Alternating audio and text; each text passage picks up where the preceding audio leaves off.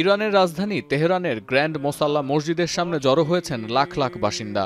হাত নেড়ে সকলকে অভিবাদন জানালেন ইরানের সর্বোচ্চ নেতা আয়াতুল্লাহ আলী খামেনি। হিজবুল্লাহ প্রধান হাসান নাসরাল্লাহর মৃত্যু, লেবাননে ইসরায়েলি অভিযানের শুরু এবং ওই একই দিনে ইসরায়েলে ইরানের ক্ষেপণাস্ত্র হামলার পর এই প্রথম জনসমক্ষে ভাষণ দেন খামেনি। দাবি করেন, ইসরায়েলে হামলা করে ইরান কোনো অপরাধ করেনি। সম্পূর্ণ ন্যায়সঙ্গত হামলার মাধ্যমে নেতানিয়াহুকে বার্তা দেয়াই ছিল তেহরানের উদ্দেশ্য। همون دشمن ملت لبنان است، همون دولت دشمن ملت عراق است، دشمن ملت مصر است، دشمن ملت سوریه است، دشمن ملت یمن است। শুক্রবার জুম্মার নামাজের পর বিশ্ববাসীর উদ্দেশ্যে খামেনি বলেন, ইসরায়েল ইস্যুতে কোনো ধরনের আরোপিত ধারণার উপর ভরসা করে ইরান সংঘাতে জড়াবে না। ইরান জোর করে কিংবা তাড়াহুড়ো করে প্রতিশোধ নিতে চায় না। তবে তেল আবিব যদি সংযত না হয় তাহলে তেহরানও চুপ করে বসে থাকবে না বলে হুঁশিয়ারি দিয়েছেন খামেনি।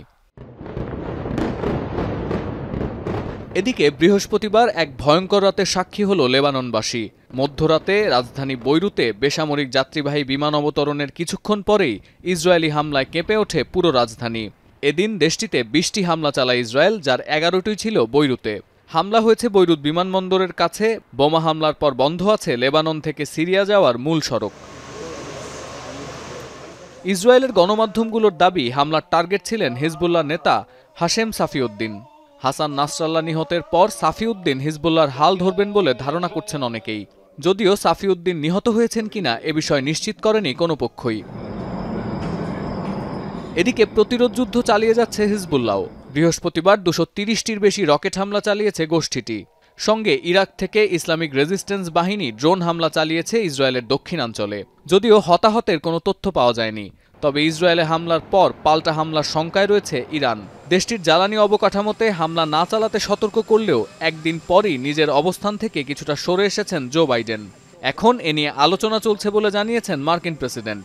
যদিও ইসরায়েলের সহায়তায় মধ্যপ্রাচ্যে মার্কিন সেনা পাঠানো হবে না বলেও জানায় বাইডেন প্রশাসন। We're not looking for a wider regional conflict. We're not seeking war with any group or organization or country in the region. We continue to engage the Israelis, very frequently. We are certainly talking to them about their response, but what their response might be, I'm just not going to speculate further on. But we do continue to engage with them. চলমান পরিস্থিতিতে যেভাবে মধ্যপ্রাচ্যের পট পরিবর্তন হচ্ছে, তাতে সংঘাত কোন দিকে মোড় নেয় সেদিকেই নজর বিশ্ববাসীর। সতীর্থ কর্মকার, এখন বিশ্ব।